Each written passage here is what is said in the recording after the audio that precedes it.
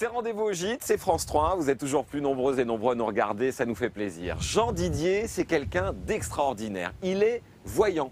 Il va nous raconter comment ce don est arrivé dans sa vie et il va nous signaler qu'on a nous aussi un don qu'on exploite trop peu, c'est le don de l'intuition. Alors comment développer son intuition?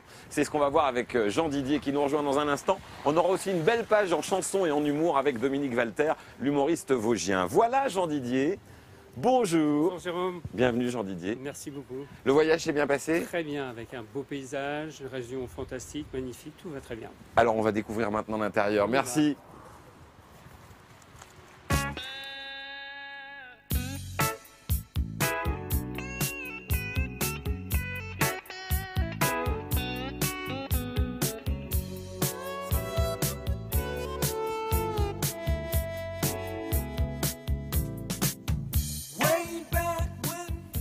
Et voilà justement l'intérieur, Jean Didier qui s'est installé, qui a rejoint nos amis, comme tous les dimanches, Rendez-vous au Gîte sur France 3.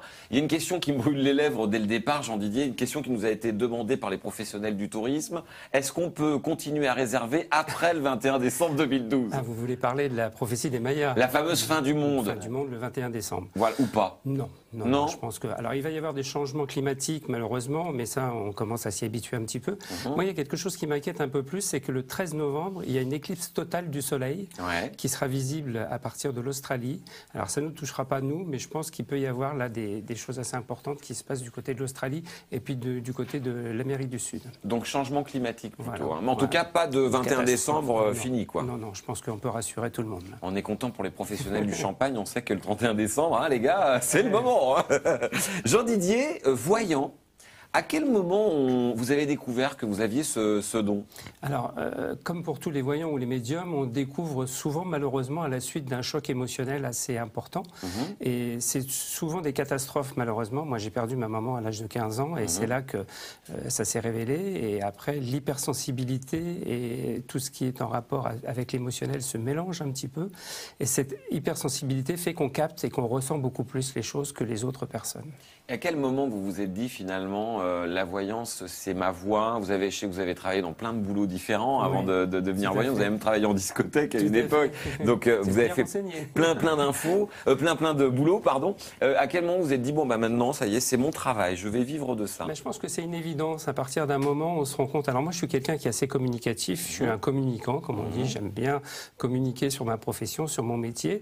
Et je pense que je suis à l'aise dans ce genre de choses. Et j'avais l'impression, entre guillemets, d'avoir une mission de renseigner un petit peu les gens et de travailler sur des ouvrages qui permettent à tout à chacun de comprendre un peu mieux ce qu'est l'intuition et la médiumnité.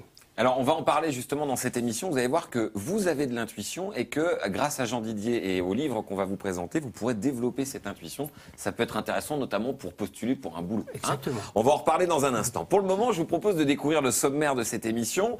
On va évidemment rappeler que The Memory is the Sentinel of the Spirit. Ça, c'est la version anglaise. La mémoire est la sentinelle de l'esprit, Patrick Germain. Magnifique. Et je vais vous entraîner aujourd'hui dans un monde de spiritualité. Ça va nous changer. Ça va vous faire du bien autour de cette table, je trouve.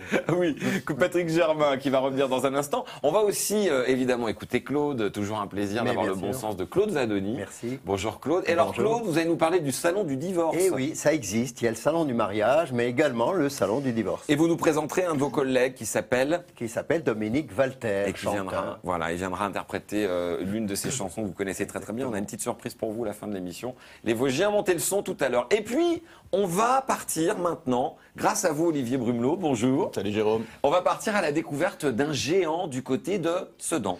Oui, effectivement, et ce géant, ce n'est autre que le château fort de Sedan, le plus grand château fort d'Europe, messieurs. Chez nous. Donc, chez nous, En en Champagne-Ardenne, en plein cœur de la ville de Sedan. Et ce château de Sedan, je vous propose d'y entrer tout de suite, non pas par la porte des visiteurs d'aujourd'hui, mais par la porte des Princes, qui dessert par ailleurs un hôtel qui est situé à l'intérieur du château. La porte des Princes, pourquoi? Parce que le fondateur du château, qui s'appelait Évrard de la Marck, qu'il fit bâtir en 6 ans, autour de 1424, était un prince. Et du reste, Jérôme, Sedan a été une principauté protestante, en l'occurrence, du milieu du XVIe siècle jusqu'au milieu du XVIIe, après quoi elle a été rattachée au royaume de France, c'était sous Louis XIII. Donc ce château fort de Sedan a évolué au fil des années et des siècles en fonction des besoins de ses habitants, de la modernisation de l'artillerie, puisqu'au départ c'était une demeure et c'est devenu au fil des ans une garnison.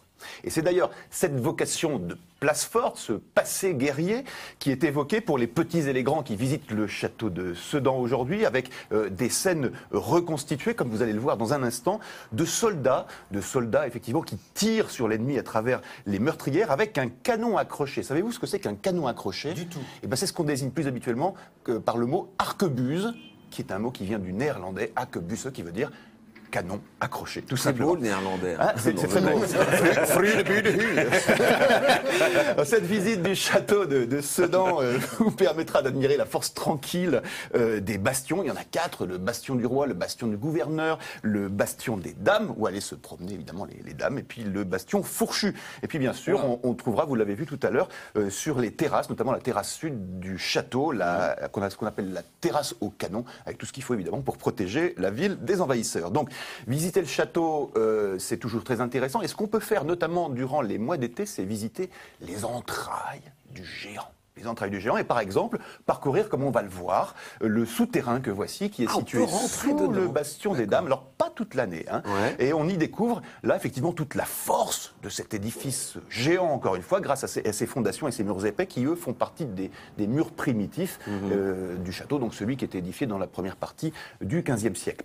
2 parcours sont proposés aux visiteurs aujourd'hui pour le château de Sedan. L'un s'appelle 1000 ans d'histoire, qui vous permet de faire un petit peu le tour, voilà, les murailles, les remparts, les chemins de ronde, etc. L'autre s'appelle le parcours Sedan, une principauté, qui vous permet de pénétrer dans l'intimité des princes, la vie quotidienne, etc.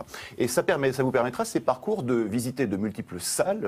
On ne les a pas toutes faites, mais on va vous en présenter une qui s'appelle la salle Turenne. Parce que Turenne, le grand général qui a brillé sous Louis XIII et Louis XIV, est né en 1611 au château de Sedan. Et dans cette salle Turenne que vous voyez là, il y a une scène reconstituée, une nouvelle, puisqu'il y en a pas mal le long du parcours. C'est la signature de l'acte de mariage de Charlotte de la Marck. C'était la dernière descendante de la famille de la Marck, de la famille du fondateur.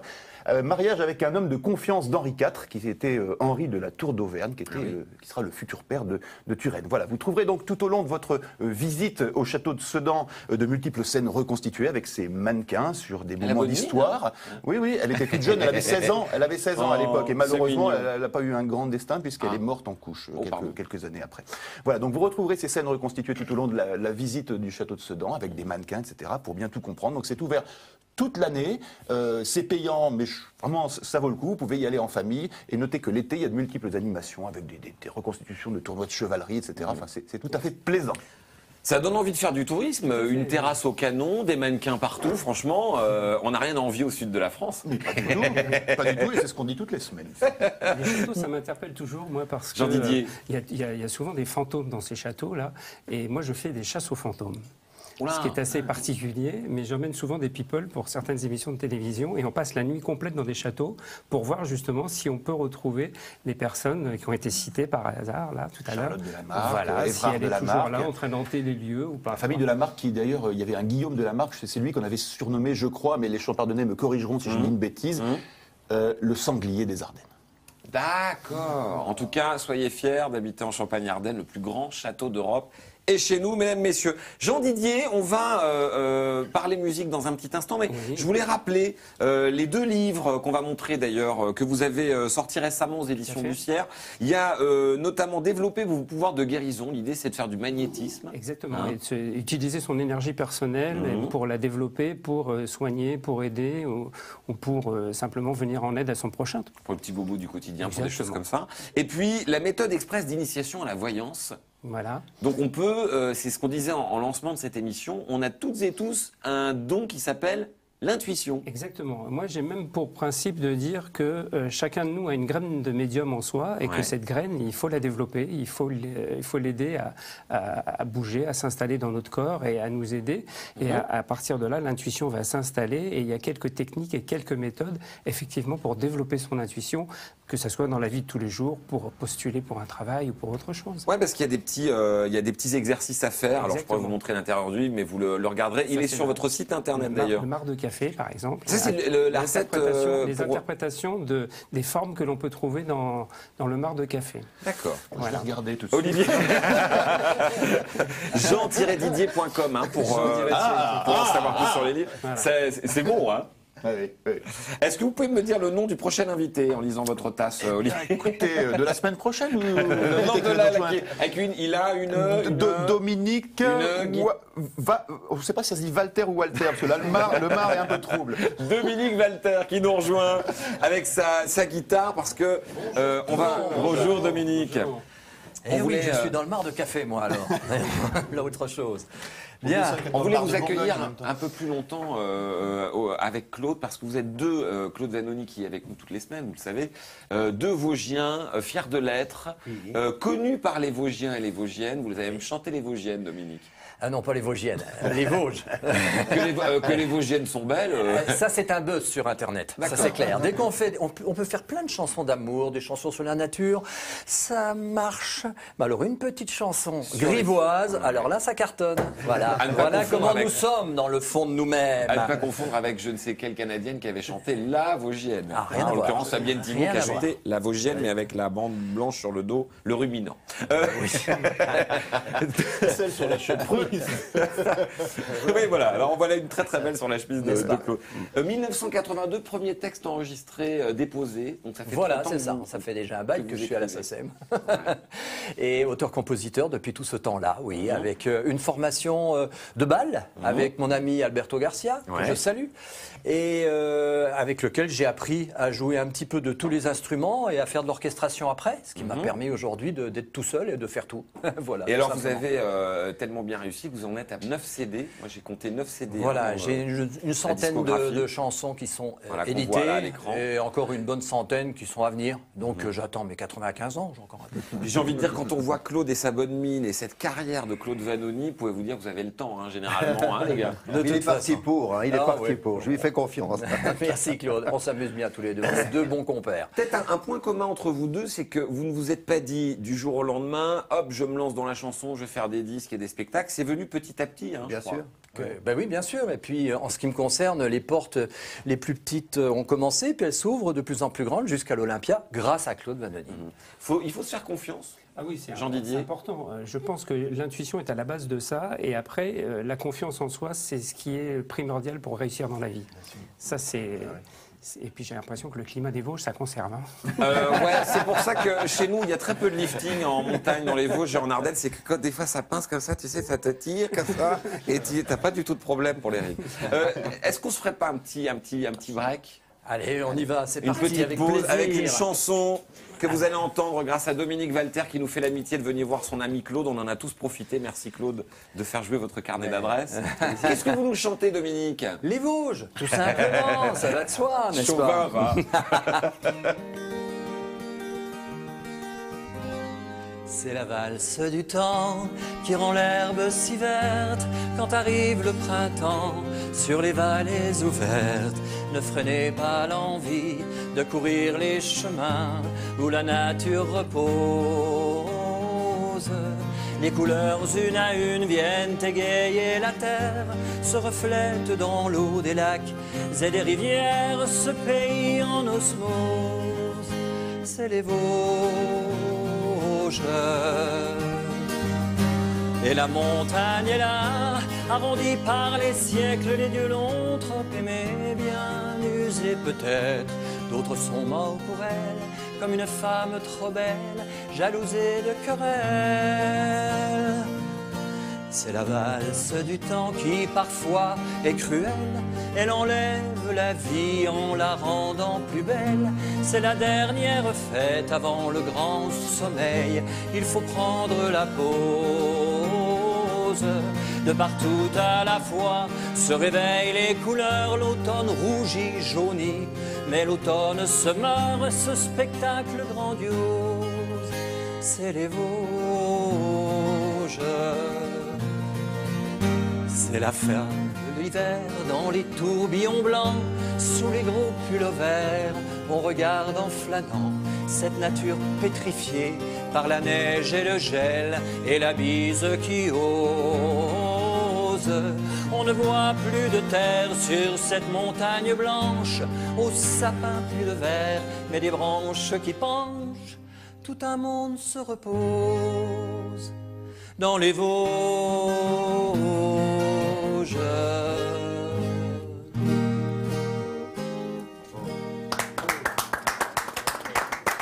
Merci. Merci Dominique Walter. Vous allez rester plaisir. avec nous. Tiens, Dominique, vous restez parce que je voudrais faire une petite surprise à celles et ceux qui nous regardent. Vous allez voir que Claude Vanoni manipule très bien son instrument.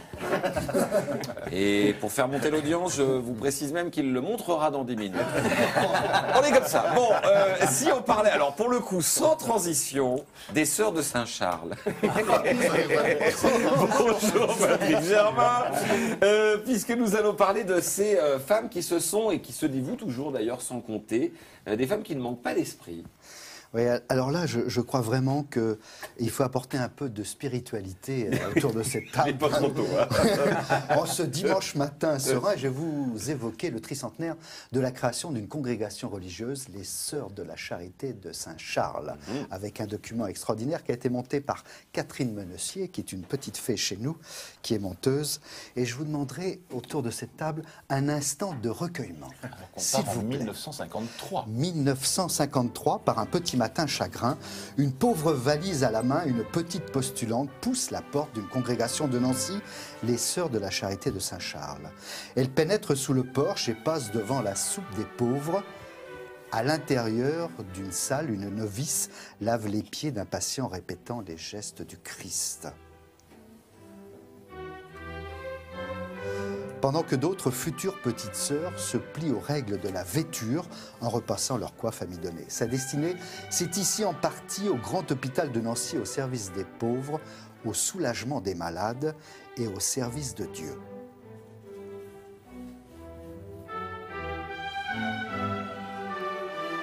Alors, avant de soigner, il faut apprendre et s'exercer aux tâches simples, avec humilité, comme faire les lits, lessiver, balayer. Puis vient le temps des gestes infirmiers, les premiers pansements qu'il faut répéter inlassablement. Moment particulier pour ces jeunes femmes qui ont donné leur vie à Dieu, s'occuper des nouveau-nés. Comment ne pas être troublé quand on a délibérément décidé de ne pas être maman en longeant ses tout petits enfants. Ces futures sœurs infirmières assistent les professionnels de santé dans toutes les tâches de leur quotidienneté et savent trouver les mots pour consoler, rassurer et, comme ce sont des petites sœurs, édifier. Parmi les vœux prononcés après un temps de probation, écoutez bien, la chasteté. Or, ces novices sont exposées à de multiples dangers en s'occupant des affres du corps. Elles doivent alors veiller sur leurs yeux, les fermant avec fermeté pour la tranquillité de leur conscience et pour éviter le tribunal de la pénitence. Alors seulement, elles pourront au cours d'une cérémonie religieuse intégrer la congrégation et se vouer toute leur vie durant au service des autres. J'espère que j'ai exacerbé votre âme. Ça fait du bien. Pétrie de mauvaises intentions. C'est très sain une chronique comme ça. Il faudrait qu'on en fasse plus souvent. Oui. Surtout en ce dimanche matin. Alors, ce qu'il faut dire, c'est qu'aujourd'hui, les sœurs ont quitté l'hôpital, notamment l'hôpital central de Nancy, mais gardent leur établissement spécifique, aussi bien à Nancy, mais aussi à Langres et à Reims. Et dans le même temps, il y a eu un abandon par les congrégations religieuses tournées vers les hôpitaux de leurs actes de générosité. Et on a assisté à une multiplication des associations et des ONG. Mes enfants, je vous laisse méditer. Merci, frère Patrick, d'avoir bien voulu chercher ces images. On rappelle que toutes les semaines, dans Rendez-vous au Gîte, on va chercher ces images d'archives qui sont passionnantes. Et c'est Patrick qui fait ces recherches. Merci, Patrick. Une question technique. Jean Didier, je rappelle que notre invité aujourd'hui, c'est Jean Didier, le voyant. Jean Didier qui rappelle qu'on a toutes et tous de l'intuition, une sorte de don de voyance qu'on peut faire fleurir. Est-ce que la chasteté est indispensable à la pratique de la voyance? Absolument Ça pas. m'intéresse. Absolument pas. Absolument pas. Dieu soit loué. Par contre, sur le livre sur la guérison, je vais parler beaucoup de lieux saints dans lesquels on peut se recueillir. Alors, il y en a quelques-uns. Il y Ouais. en a dans la région, d'ailleurs.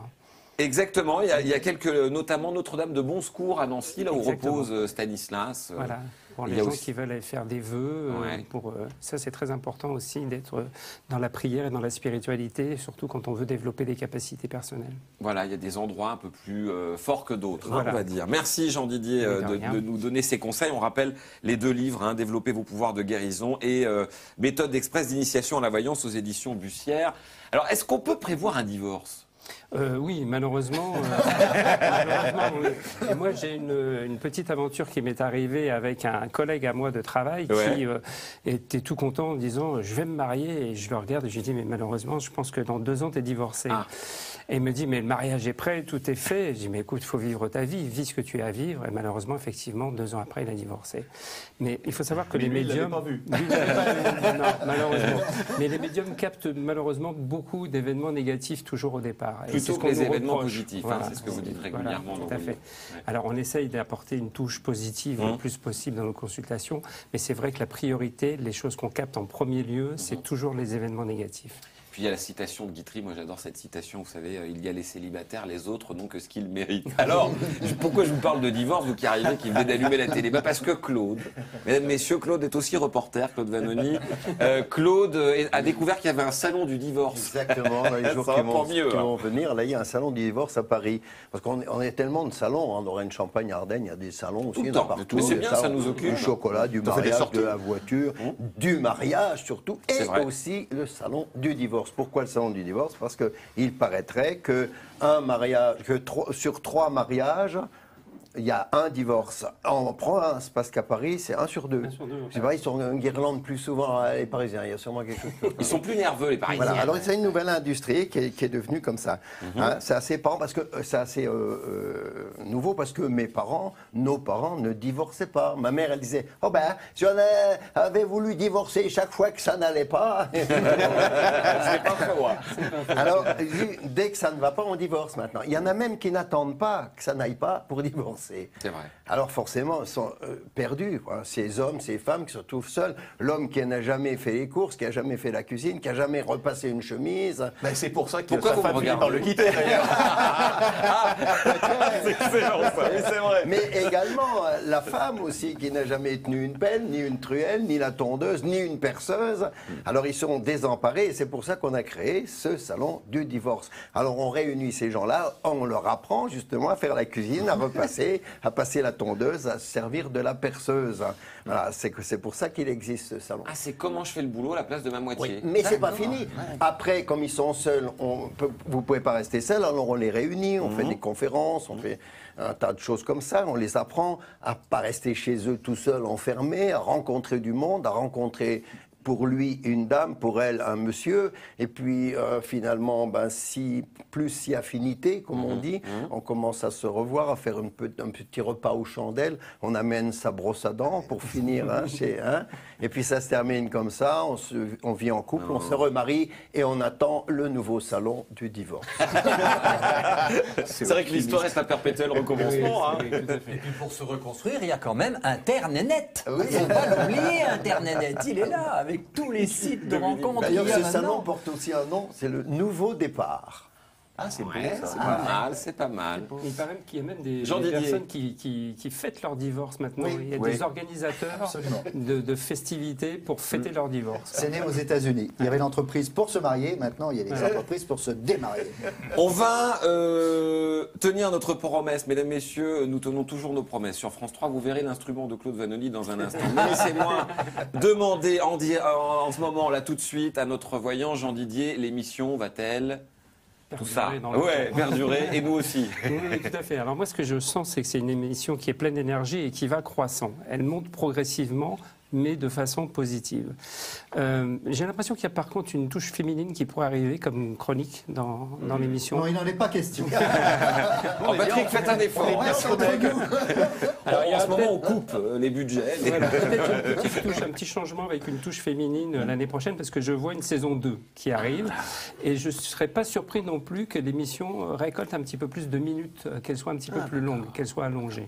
Mais vous voyez, Jérôme, moi ça me surprend pas. Pourquoi? Parce que Jean Didier, ici dans un gîte rural, ça veut dire quoi? Les voyants sont au vert.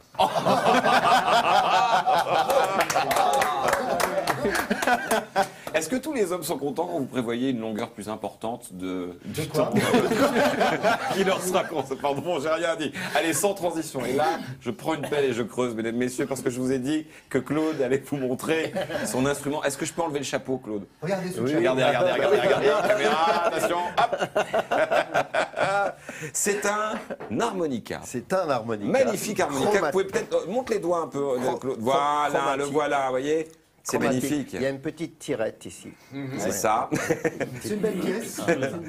Est-ce qu'on ferait pas, Claude, et on va se quitter là-dessus, un petit bœuf, Bien un sûr. bœuf, voilà, je me Avec disais, c'est dimanche Dominique rôti. Walter, on peut vous interpréter le thème de la musique du film Les Grandes Gueules. Ah, mythique film, le western vosgien. Exactement. Vous vous souvenez, Jean Tout Didier? à fait, oui, oui. Lino Ventura, Bourville, Marie Dubois, etc. On va vous écouter les garçons juste avant. Merci à celles et ceux qui sont venus nous voir aujourd'hui. Merci beaucoup Jean Didier. C'est moi qui On vous rappelle remercie. votre site, hein, jean-didier.com et les bouquins dont on a parlé aujourd'hui. Et merci Patrick, merci Olivier. On vous retrouve la semaine prochaine les garçons. Avec plaisir. Musique avec nos Vosgiens. Passez un bon dimanche sur France 3.